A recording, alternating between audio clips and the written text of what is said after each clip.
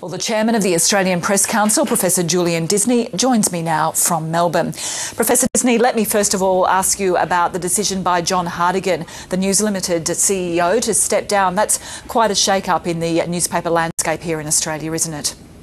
Oh, I think it's a significant development, but it wouldn't be appropriate for me to comment on that. I've had a good working relationship with him and would hope to have the same with his successor. Well, how important is that working relationship between the watchdog organisation, yourself, the Press Council, and CEOs of these big newspaper companies? Well, it's very important, and it needs to be strengthened. That's one of the ways in which the effectiveness of the council needs to be strengthened, and the contribution of the publishers needs to improve. But News Limited has been particularly good in that respect in the time that I've been chair. But there are many other things that need to be done to strengthen the effectiveness of the council.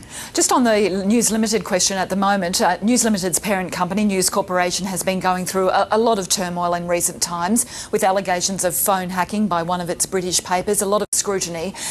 From your observation, has it affected the operations of that giant Australian media company, News Limited, in any way?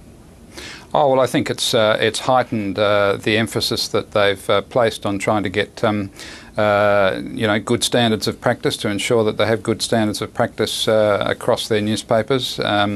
So certainly I've noticed an intensification and it's been a very welcome degree of cooperation with us in trying to strengthen their standards, and I think they'd concede fully that that's been stimulated to some extent by the problems in the UK.